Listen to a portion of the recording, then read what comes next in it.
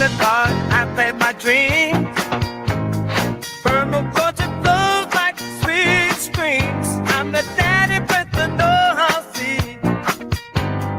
Creating the world like it's meant to be. Permaculture, P-I-M-P, I'm the king. That's in love in everything. Bringing change, making it last. Join the Oh, yeah. Welcome to episode 339 of the Permaculture Pimpcast, where PIMP stands for Permaculture is my passion. The only Pimpcast on planet Earth where we discuss permaculture, preparedness, and practical living. Permaculture, P-I-M-P, with soulful grace. In a VIP Pimpcast where we find our place. Oh, yeah. Well, good to be here with y'all today. Looks like I'm going to be operating solo on this one, but it's all good because I am a professional. How about that? This episode, as always, brought to you by Hickory Ridge Soap from TwoOldCrowsHomestead.com. Turn that simp into a pimp. Bam! Heaven's Harvest. Yeah, they're still an advertiser with us. So anyway, you're going to get 10% off with promo code PERMA. Remember, handle all your preparedness needs yourself. Everything you can't source, go check them out because you're going to be glad you did. Really good company, and they sell a lot of good stuff. In fact, the seeds we planted from them last year are batting 1,000, man. They are really, really kicking. All right, if you're here on the live, hit that thumbs up. Tell everybody we're live.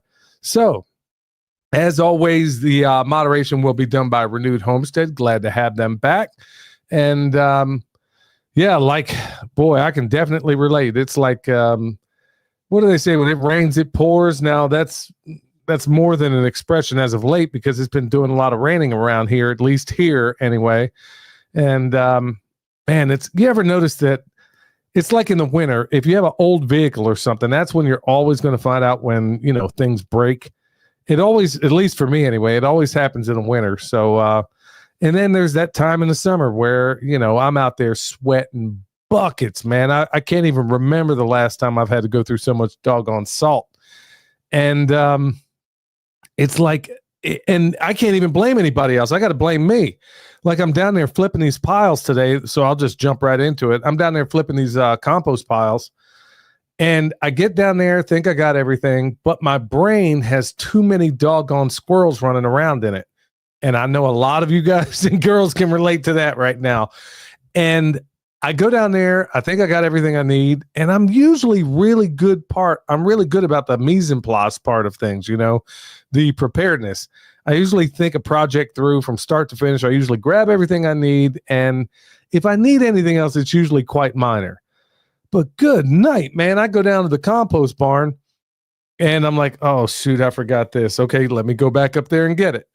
And then I get back down there and then I forgot something else.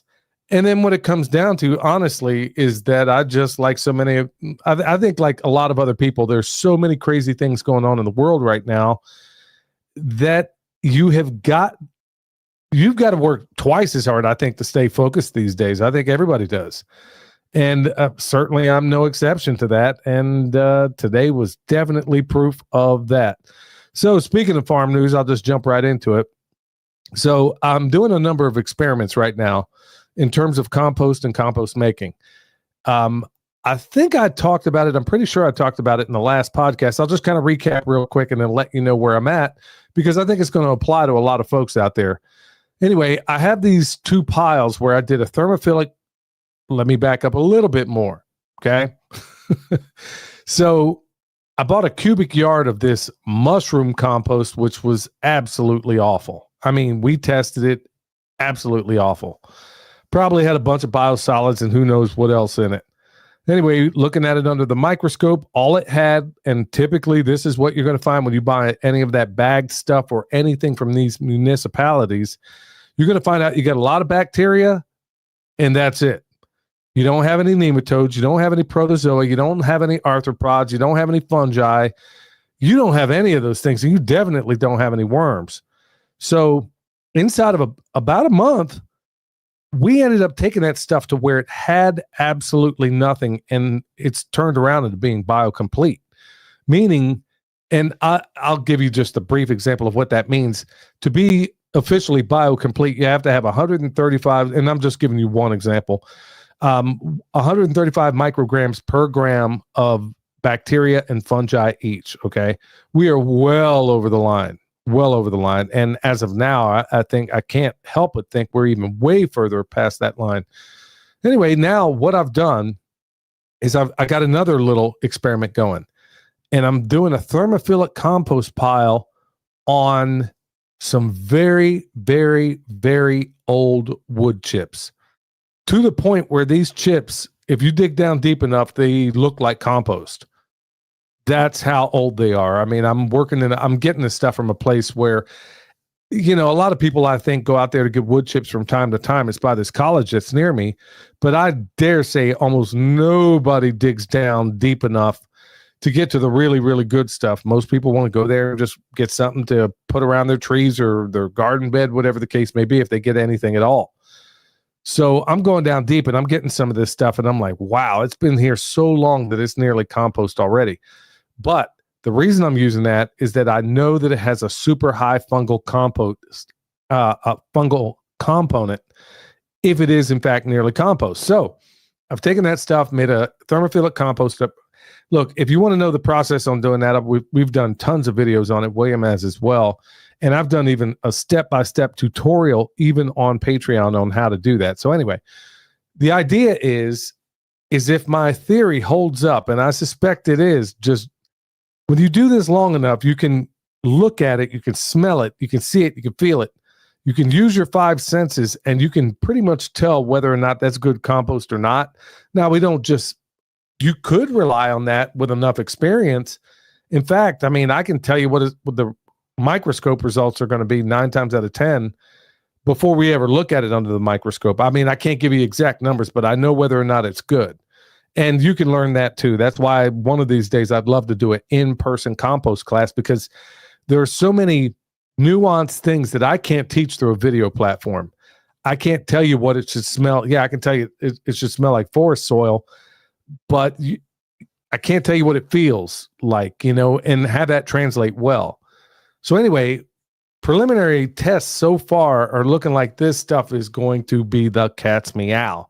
And I'm talking to the point where it's more fungal dominant, far more fungal dominant than it is with bacteria. Now, why would that mean anything to anybody out there? Remember what I said.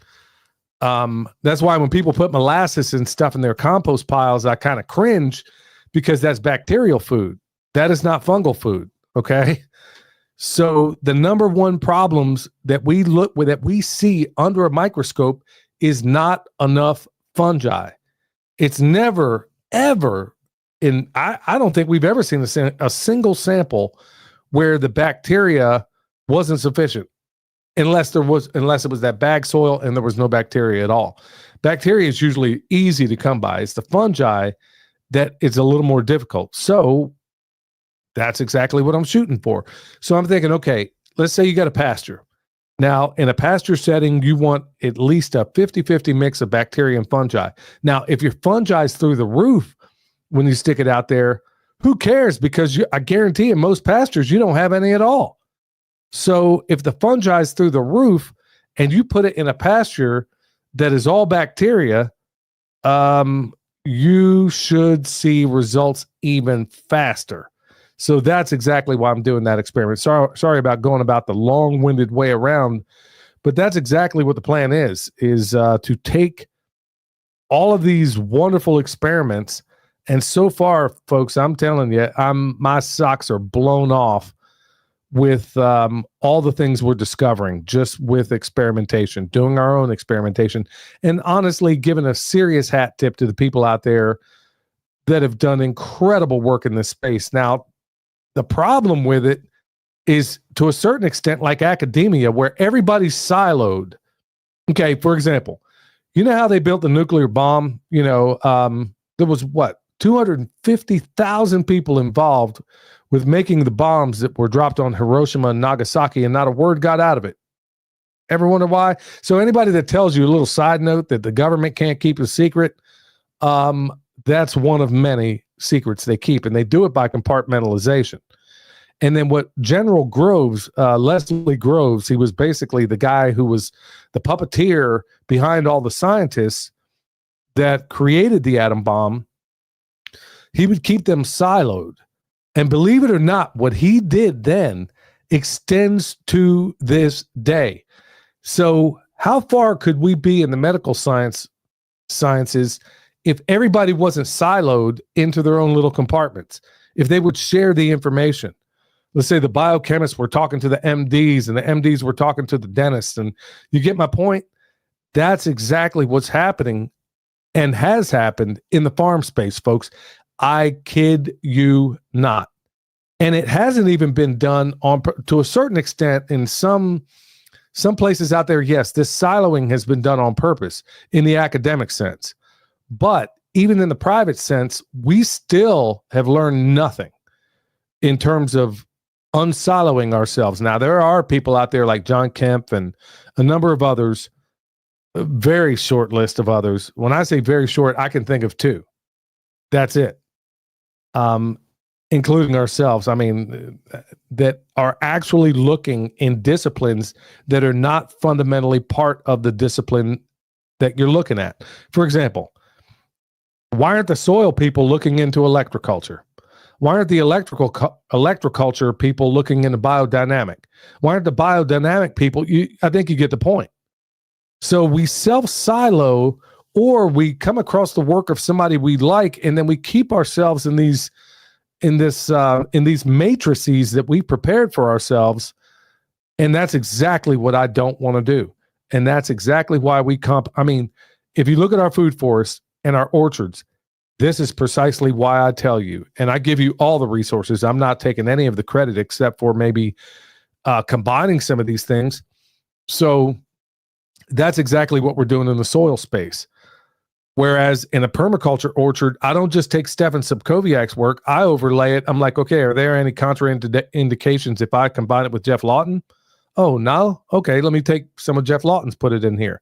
Oh, what if I take some of Mark Shepard? Can I weave that into here where it makes sense? And there are no contraindications. You see what I mean? This is where I think a lot of us would do well, regardless of the discipline. That's one thing I got to say that I learned being a tradesman for so many years as an electrical. When you're coming up in the apprenticeship, you work with when you're an apprentice, you work with so many different journeymen, and you learn what to do and you learn what not to do. Not all of them are great journeymen, but you have the blessing of having worked with so many people that you've seen the same task done so many different times that when it's time for you to do it on your own, you can say, okay, I'm going to take a piece of old Newt Furtick over here. I'm going to take some Larry Dunnigan over here. These are guys I worked with. I mean, these were old guys in the trade when I got in, and I'm like, okay, man, that's really cool. But why don't we do this in all the other disciplines, especially in farming? And it drives me crazy because somebody will find somebody they love, the information they like, it tickles their ears, and they're like, okay, believe me, folks, that's a really good place to start. But as soon as you feel competent with, let's say, the way Joel does his chickens, then maybe, just maybe, you can overlay it with a technique that maybe you got from Jeff Lawton that makes it just a little bit easier or efficient or better. Or maybe it isn't better, but at least you do the experimentation. And I know that a lot of folks have money on the line right now. The point I'm trying to make in this long monologue, I guess, that I'm really trying to convey is I have never, ever, ever, ever in my adult life let myself be siloed. And it's a work. I'm not saying I got it all figured out, because trust me, if you think I think I'm perfect, go ask my wife. She'll tell you about all the things I get wrong. And she's absolutely correct about it too. But my point being is I've never let myself get siloed in a way of thinking. And I've had so many proverbial smacks in the mouth every time I started doing that sort of thing. So that's exactly what I'm doing with this compost here, folks. And there was a larger lesson in there. I didn't expect to go there, but that's exactly where I wanted to go, is that we can be We can be the best thing in the world for ourselves, or we could also be the worst, depending on how we take this information and whether or not you just sit here and do you take it past where you found it? You know, I've said the saying before, but it was Da Vinci that wrote in his notebooks, the ones that they discovered later. It's a poor pupil that does not surpass his master. I truly, truly believe that, because if you're standing on the shoulders of what they've done, you should be able to push it further. And that's exactly what I hope we're doing in soil science. So, yeah, I'll quit beating that dead horse. Anyway, so the other things I was going to talk about here, other things that we have around the farm. Okay, it's that stuff you do every single day, or it's a long task that you got to break down. And one of those is weed eating. I got to weed eat this silvergrass because so many things were just going on, and I let it get ahead of me. There will come a time when the silvergrass does not come back. We've proven that we know how to get rid of it. The problem is you have got to stay on top of it. And other invasive, I shudder to use that word, but it fits right now because it was brought in by the government and nothing eats it except for water buffalo. And last I checked, I ain't in Vietnam. So ain't nobody got no water buffaloes up here in the mountains. If they do, I don't know about it. Anyway, you know, it's these rhythmic, mundane things over and over and over for all the people out there that are considering this life that you have got to seriously think about. Because there are going to be days where you're doing the same repetitive task over and over and over and over again. And it feels like it's never going to end. So I do little mental tricks because I'm that kind of person. William's the same exact way where, I mean, there is no nasty job. People cringe at the jobs I don't mind doing. I mean that. Cleaning out a septic tank, I've done it before. I mean, didn't bother me one bit. But you know what I can't stand? Painting. Yep. Or rhythmic tasks. Painting, I don't know what it is about painting a wall, but I would rather, if anybody's looking for a way to truly torture me, that would be what you have me do. But it could also be that way with other tasks, like going out here doing this weed eating. So I got to play little mental tricks, and this is what you may have to do as well. So I think everybody in the audience here, it's my goal to memorize the whole book of Psalm. Well, maybe that's a good time for me to practice reciting what I know or what I think I know at that point. Maybe it's another time for you to catch up on the podcast. Now, these days, I'm trying to be more and more careful about what I stick in my ears or what I put on them. And by and large, unless I'm weed eating, that's about the only time. But that might be a good time to catch up on the podcast. But it's things like that, those rhythmic and what feel like never-ending tasks. But remember, this is a war you don't win in miles, you win it in inches. And so that's what I go out there and do. I go out there, pick a spot. Okay, I want to get this far, and then I'm going to call it good. Then I'll jump on to another task. So that's one way of going about it. Got our potatoes out here that are nearly ready, and we should be having a lot of them. And we grew it in that soil, that same crappy, no good soil, but I treated it in place while the potatoes were in there. So I'm hoping that what I think has happened, and I hope we'll get a bumper crop of potatoes out of there. I think we're going to. But this stuff couldn't grow anything before treating it. But usually I treat it first and then put it out, but I was treating it in place while growing potatoes at the same time. So I guess we'll see what's happening there. Another little thing is got these pollen traps. I got them on a little bit late with the bees out there. So what I had been doing for a while there, and I've talked about this on Patreon a little bit, I was out there buying bee pollen from other people. I'm like, this is stupid, man. Why don't I just go out here and buy some pollen traps and do it? So that's what I've been doing. I've been collecting the pollen every day. Got them on way too late. Way too late. I should have put them on about a month and a half ago. But I'm collecting that pollen, and it's as local can be, and I'm trying to eat it as local as I possibly can these days. And yeah, so that's another little feather in the cap. And of course, it was said that every single morning Ronald Reagan would put bee pollen on his toast. So yeah, maybe he knew something. A lot of the older folks did. And then finally, we got the baby chicks out there. We got those breast birds that I hatched out. I haven't done a video or anything on them, to be honest with you. We got about 10 of them, and a lot of the eggs didn't hatch out, but the ones that did, there was like 5 from each batch. But hey, I can work with that, man. I'll go get a rooster when the time comes, and we'll make more little breast birds. So not the end of the world, but I was going to go ahead and get rid of all the laying flock I have out there now, but I'll just use these guys when they get old enough and they're able to, fend for themselves. I'll go ahead and integrate them into the flock I currently have. And then because I need more, I drink bone broth every day, so I need some of those stew chickens out of there and into the freezer. So, yeah, I'll go ahead and, downsize those guys as needed. But everything's looking good. These little chicks are out there, but typical. Look, they got bird brains, man. When you stick them out there, that's one of the parts that is a little bit. It can be a little bit frustrating at first with the way we manage things. Is they'll find their way out of the tractor, but it's going to take about a week for them to finally fully figure out how to get back in. And I've done a video a while back on how to easily train your chicks to get back in. So anyway, that's another little thing we got going on too. All right, y'all. Redemption Shield 10% off with promo code PERMA. And look, you know me. When I'm doing this show, my bare feet right now are on this Redemption Shield mat. So I'm G'd up from the feet up, and I mean grounded. So 10% off with promo code PERMA. Wave Watch.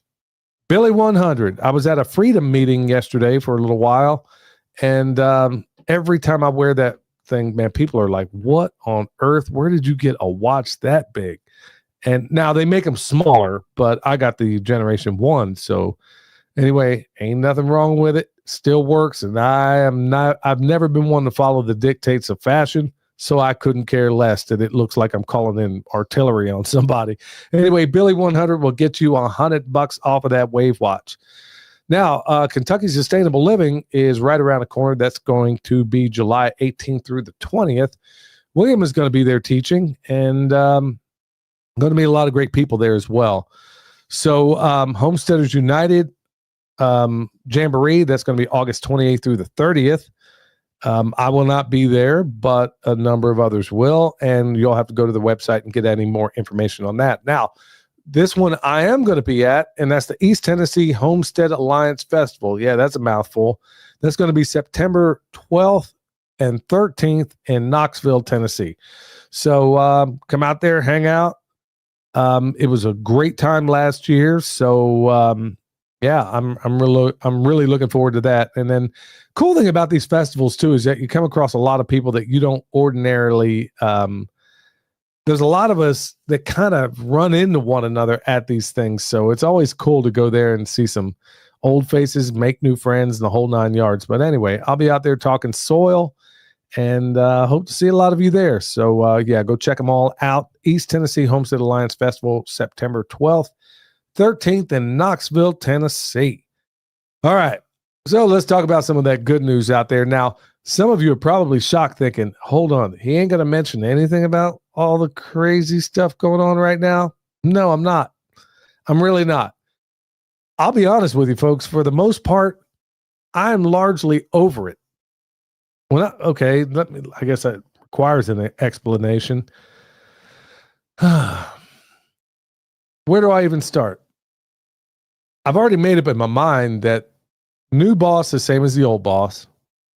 Everybody's been sold out. Now, only the diehards or the people unwilling to see it are just going to, I mean, you've been sold out up one side and down the other. Well, isn't that why we talk about what we do here? Isn't that why we prepare? Now, I will have to eat a little crow. So far, I've been right. I made a prediction. I said, when Trump gets back in, all these people that were in the preparedness movement, I've seen it over and over again. They go right back into the matrix, and they did. But I don't think they're going to stay there. I thought they were going to stay there the entire presidency, and now folks are starting to realize, oh, shoot, we're not getting the Epstein list. We were promised that. He practically ran on it, okay? Wow, we're going to give weapons to Ukraine. Grandma ain't got no heart medication, but yeah, we got money to give to Ukraine to go buy more weapons. I mean, everywhere you turn, and then you got the diehards. Remember, I'm a political atheist, folks, so don't give me this nonsense about oh, you're anti-Trump. No. I'm an anti-all political, not right, not left, none of that stuff. I'm anti-all of it. Okay? You're with the Constitution, I'm with you. And none of these people are, except maybe Thomas Massey. And all the rest of them are absolutely bought and paid for. And so I just kind of came to a revelation thinking, okay, well, yeah, I'll talk about that stuff from time to time, but to a certain extent, I guess I'm talking about the antidote. What we need to be doing to get past what they're doing. They're destroying our money. They're destroying this country. You know, it's blowing my mind. It is absolutely blowing my mind. And I'll be honest with you, the hardest part for me to get over is there is zero justice for all of these little kids that are raped and murdered by the wealthy elite. Okay. That is the hardest thing for me to stomach in all of this. There is nobody with two gray cells with any gray matter at all to rub together that's buying any of this. But there are people out there that are saying, well, you know, they'll create an excuse. But anyway, I'm not going to talk about that today. I guess to a certain extent I just did, but today's one of those days I'm just not. I've just accepted the fact that we are doing in 249 years what it took Rome 2 millennia to do. You hear what I just said there?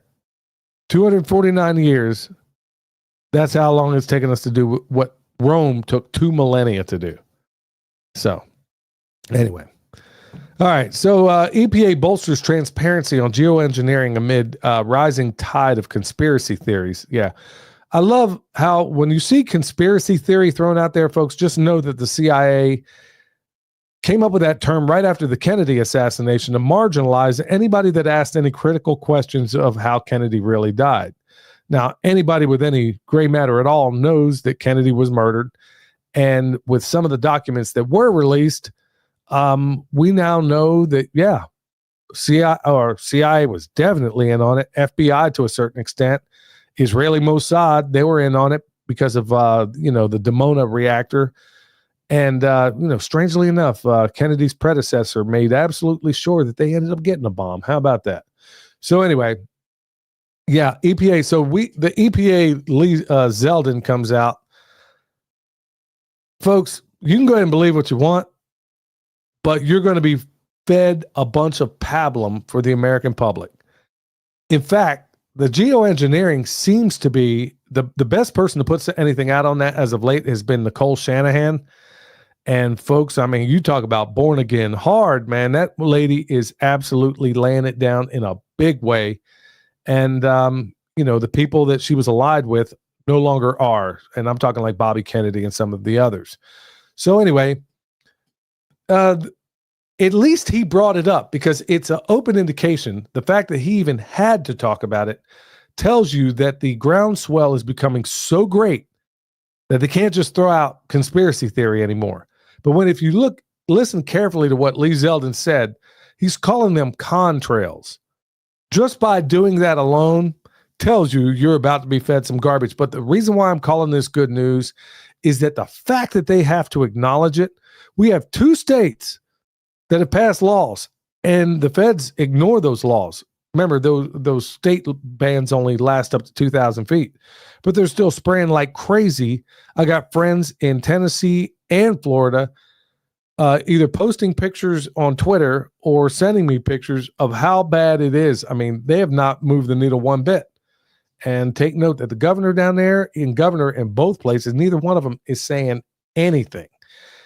The geoengineering secrets are probably even as far as what exactly they're doing is probably as guarded as the Manhattan Project was. That's why nobody can get to the bottom line of what exactly is in this stuff. To a certain extent, they can, but not the full extent of it. Remember, the last thing Julian Assange talked about before they locked him up was, quote, that magic dust falling from the sky. And and then all of a sudden they wrapped him up, and here he is in the embassy locked up for a decade. All right, second good news story. USDA ends race-based farm subsidies as federal and state governments target DEI programs in education and workplaces. Yeah. Well, a lot of the folks on the left here and around this Asheville area, they are going to lose their ever-loving minds on this one. I guarantee. Well, first of all, let me just tell you, I'm an equal opportunity racist, I guess. And when I call myself a racist, remember, that stands for rational and constitutionally inspired sensible thinker. But if you don't fall in line with whatever they tell you, you're the other kind of racist. Hogwash. Look, I'm not for subsidies for anybody. That's 99%. Well, that's a bit of hyperbolic there. I'd say the subsidies account for at least 50% of what is so screwed up in the American system. Do you know how many farmers I've met over the years? They get paid a pile of money to do absolutely nothing with that land, which isn't the best thing in the world to do. I mean, just paid a fair amount of money from your federal government to do absolutely nothing or grow this crop. No, I say we get rid of all subsidies. And you know who would probably agree? I know would agree with me is Joel Salatin. Let the market decide. If we just let the market decide, you know what? These guys we would have so much food, it'd be coming out of our ears. We would be exporting stuff on a level but now they make more on subsidies than they do on the actual crops. So that's why they don't do anything with it. So anyway, yeah, USDA, if you're black or brown or a woman or whatever else, you were put to the front of the line regarding some of these subsidies. Well, guess what? That ain't happening no more. And the only way to improve it is to get rid of all subsidies. Yep. Whatever you subsidize, you're going to get more of it. And we don't need more fallow land out there. So I think it's a really bad idea. All right. Former MEP condemns hypocritical EU for being totally complicit in the Gaza genocide. Well, Mike Wallace, a former member of the European Parliament, look, in a nutshell, the EU, they're super hyper woke. And then I'm breaking down this article in a nutshell. And the point he makes is, how do you stand idly by and say absolutely nothing when an entire group of people are being exterminated? Absolutely exterminated. So this was a scathing article where he's talking about, you people are more polished than spit and more glitter than grit. And you know what? They're still getting away with it. Oh, go over here. We got food for you. And then bam, you get over there and then you're dead. How about that? Anyway, with that said, y'all, look, that's probably too much good news for one day. So I'm going to go ahead and go over to my man, Eric Sider. Hey, Eric Sider here with your Pimpcast tip of the day. Today's tip: do we need a government? I think the main issue holding us back from true independence is that people do not take responsibility for their own lives, the prime directive of permaculture, and still thinking that they actually need a government. Of course, we need governance, but we don't need a government. I mean, what do they actually do? In the best case scenario, they waste all our money. In our current reality, they are actively trying to kill us. All the normal things people might think government does, roads, bridges, infrastructure, etc., it's all contracted to private companies. If you want a new road in your neighborhood, get together with your neighbors and hire a company that builds roads. But what about regulations? What about regulations? They don't actually keep us safe because they are written by the companies that dominate the industry. And we know all they care about is maximum profits. So if people die in the process, oh well. But we surely need a government to have a military to protect us. Really? I'm all for a strong defense. But our biggest enemy is ourselves. We create more enemies than we remove. Why? Because war is big business, and business is booming right now. If we know that over 3,000 people in one area leads to theft and violence, The idea of a well-governed city of millions of people is just laughable, let alone an entire country. We need to go back to hyper-local tribal governance with areas designed in permaculture, ethics, and principles. Countries really only serve those in power. And what does it even mean to be a proud American right now? A supporter of genocide? You can find me on YouTube and Instagram at Eric Sider. If you're in need of permaculture t-shirts or remote permaculture consultation and design, head over to ericsider.com. And for those in the Sacramento area, check out my permaculture community group, permaculturefairoaks.org. That's my dog right there. And I agree with every single word. No, I totally agree. I don't think we need government, not the way it's set up. Certainly not this corruption that we see going on, where the powers that shouldn't be just gain more and more power and, screw the rest of us. And folks, I'm sorry if it seems I'm a little bit out of whack here, because I don't know, because I don't really see or talk to anybody on a daily basis outside of Michelle. So I know her mindset, but I don't necessarily know the zeitgeist of everybody out there, except for what little I can maybe catch on Twitter. But generally, it just seems like, I think everybody just feels like they're gut punched right now, or at least I do. And no, I don't need more government. What are they going to do? Steal more money and go murder people that I don't even know? And if you think I'm some hoople-headed Marchie out there, look, folks, I'm a former soldier. So is my wife. So, no, I mean, my motto is don't start no SH and there won't be no IT. But yeah, even Eisenhower talked about exactly where we are right now in his farewell address. But I won't belabor that anymore. But yeah, once again, hat tip Eric. And thanks everybody for being out there. Anyway, let's get down to brass tacks on some of this stuff. So, how about the blackout kit that most preppers forget about? And it's not going to be a whole lot here, but I do want to cover some of the things, and some of it you've heard me talk about before. Some of you may, but we get new people all the time, so maybe a fair number haven't. Look, most people in the preparedness area, they have flashlights, which is a colossal mistake in a tactical environment, especially if you're using a white light. I've made the prediction before that if the power were to go out, or martial law were to come, or God forbid, we got Mad Max out there in the streets, those headlights are going to kill more people than any bullet ever would. I'm dead serious. Those headlights, the ones that everybody wants to wear on their hair, on their head, or their caps, or a white flashlight, that is going to get you killed. And yes, I've said it over and over and over again. There is a time you can use such things, but in a tactical environment, never. And if you ever do need a light, the only time you would ever do it, number one, it would be a red lens and it would be under a poncho. Okay. And that would be to look at a map. Outside of that, I mean, even at night, you wait long enough, because most people have never done this before. If you wait long enough, your night vision will become sufficient enough for you to get around just fine. Yeah, without a flashlight. But most people have never stayed there. It takes about 2 hours to fully get your night vision on point.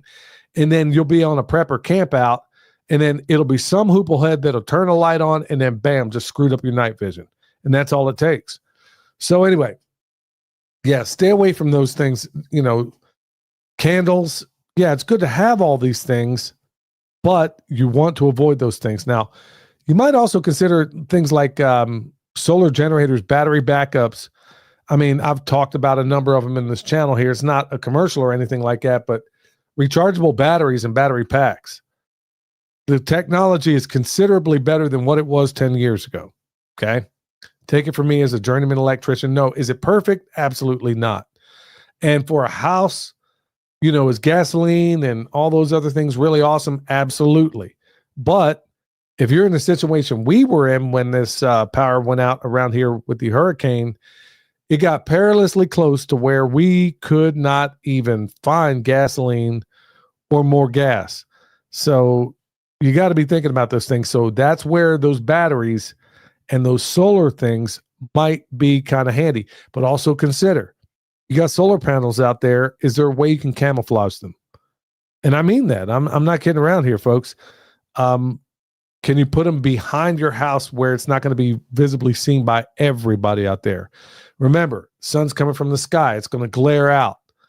But honestly, seriously, I've heard what really prompted this is a friend of mine hit me up, and I've known him for years, and we were in the electrical trade together. He's one of the few guys out there that has any kind of sense of preparedness. And he was asking me about generators. And then, I told him about the virtues of a solar generator, and he did his examination. He knows what I know electrically. He's like, man, I don't know, man. It just doesn't seem like the technology is where I'd love it to be. But I'm like, David, you might want to also consider the fact that you may not be able to get more fuel.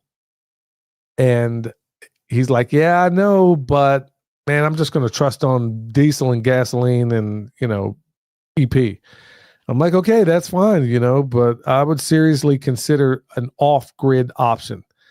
And a lot of people are thinking just like him. I'm not saying you got to have your whole rig set up that way, but I would at least have a portion of your backup in batteries and solar, because obviously you may not be able to get a resupply. And if you're worried about a whole house or something like that, you want to consider 240 volt options as well. Extra power cords, adapters, and plugs for all your devices. I can't even begin to tell you how many cords I've gone through, like headphones where I used to wear them, because a lot of this stuff is made for planned obsolescence. So you better be thinking about all those other ways out there in which you can power these things up. But you're not powering anything up if you don't have a cord, especially if it's your phone or something like that. And like I said, they engineer these things to absolutely positively crap out after a period of time, even though they can make them so much better. Water, sanitation, and staying clean. So many folks forget about that. How much soap do you have put back? I mean that. How much soap do you really have put back? You may, and when I say soap, folks, remember, tactical environment. If you're out there using these chemicals, let's say you just got to have Pantene, shampoo. Ask yourself, how far does the smell of that stuff extend in the wind? That's why a soldier uses, something that has no scent at all, like ivory, or, there's other soaps out there like lava. There's other ones out there. I can't even think of all the names of them right now, but honestly, think of unscented soap. Look, you just need to get clean.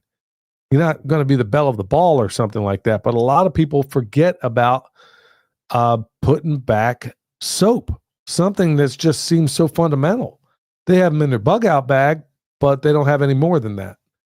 You should have plenty of soap put back, or a means to make it, or something like that. But soap is one of those things, in the preparedness world, that so many people just don't even think about. A composting toilet, you may not think about it.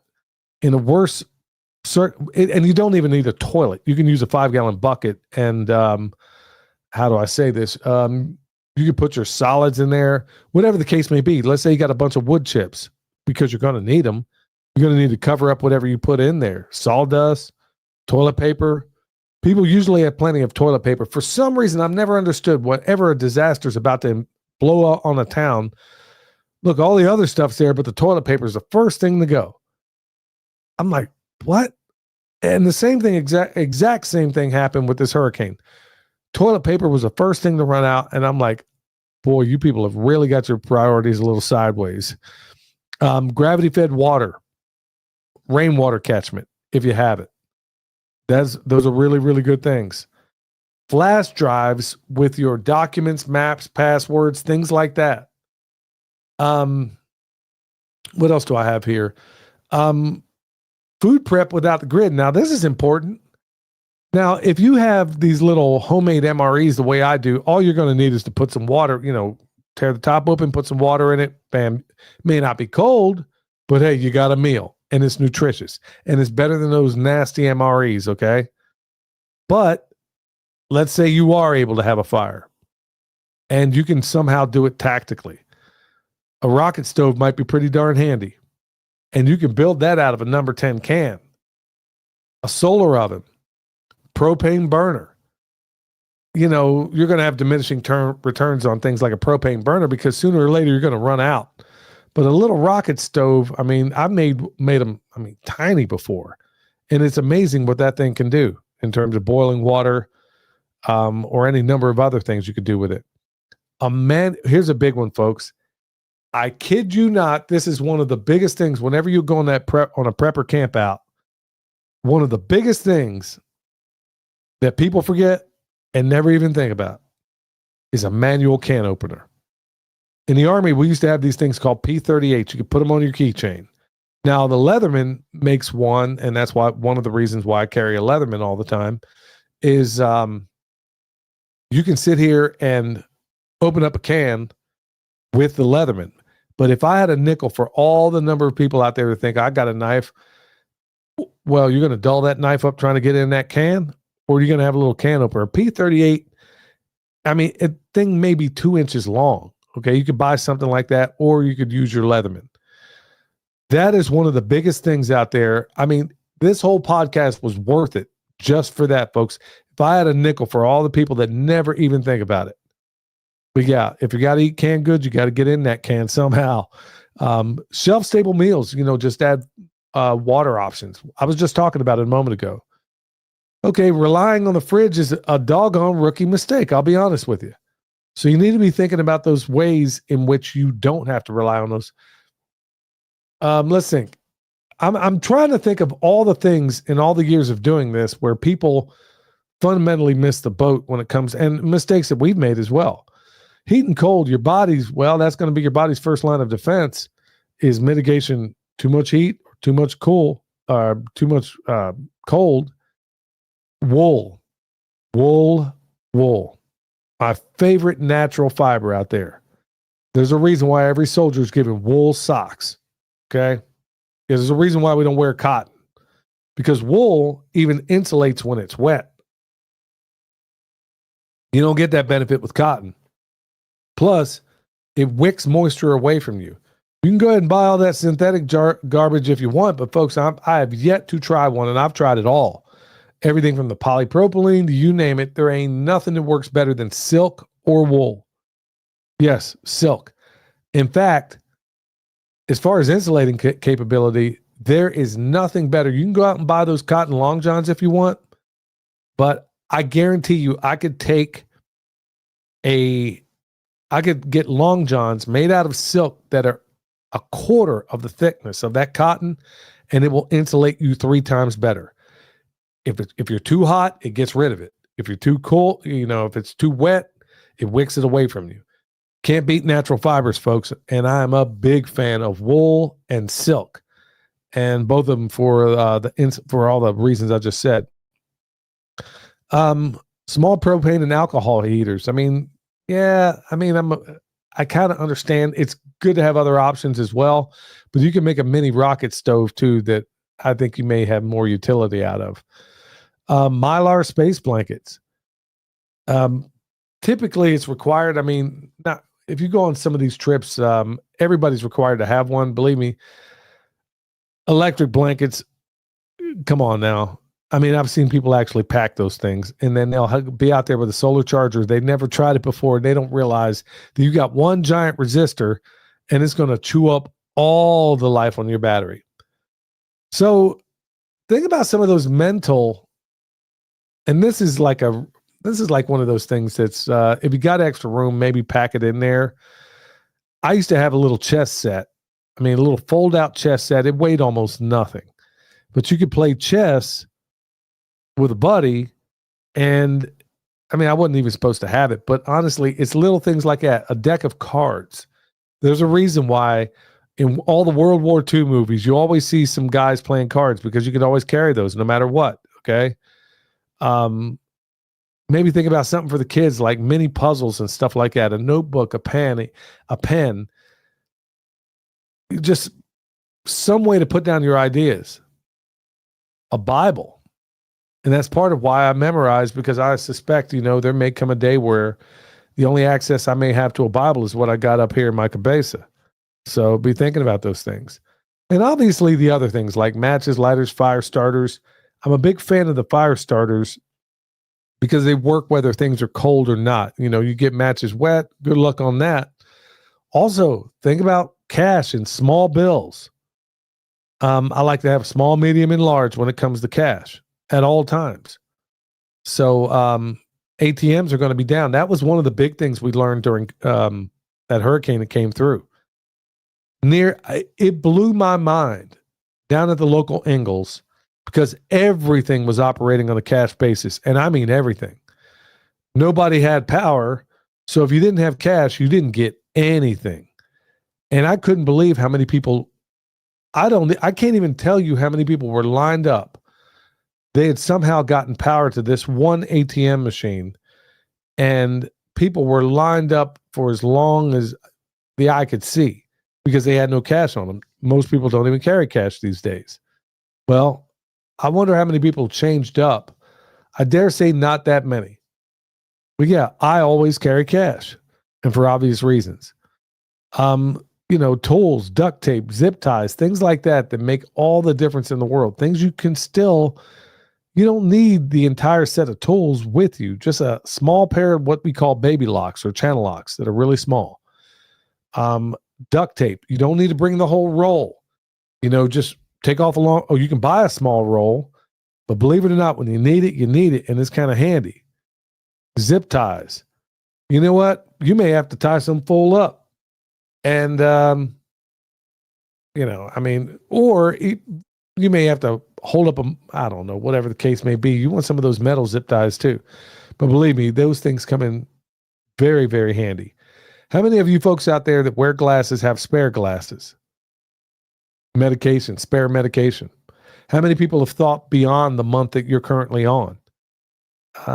Maybe not a whole lot out there. And don't forget about your animals too. I mean, that's one thing that it's easy to forget about because you don't necessarily shop for those guys every week. So you got to be thinking about that stuff.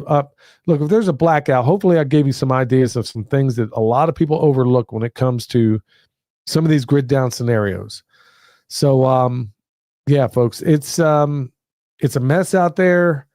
To kind of come full circle with all this, I still stand by the predictions I made for 2025. I still think we are as crazy as it's been. I don't think you've seen anything yet. Not by the end of this year. So get your bug out bags, look at them. When you're traveling somewhere, do you have extra water with you? There was a time I made a colossal mistake just a couple of years ago. It was the dead of summer. My truck broke down and I'm like, good night, man. I don't even have any water. I mean, that's how. And I felt so foolish. And I think I told everybody on this podcast about it. Little things like that. If you're going to travel somewhere, make sure you got way, way more water than you need because you never know what might happen. All right, y'all. I want to thank everybody that came in tonight. Sorry if I seemed a little bit, I wouldn't say down, but I guess disappointed. I guess I don't know what else to call it, but disappointed. And I think a number of others out there are too. But look, disappointed or not, folks, I'm going to keep trudging forward and I'm going to keep staying prepared because you know what? Until next time, y'all, we got to do this. We got to stay alert, stay alive. We'll see you next time. The knowledge rings, roots that run deep, wisdom from soul, burn across your dreams. Let the ideas unfold. I'm moving with the truth. Feeling nature's good. Who's got the answers? All we need to do. Listen to the earth, they got us through. Let's see the change, watch the world spin. From the smallest sprout to harmony begin. In the cycle of life, where the magic's alive. Tune it to the beat.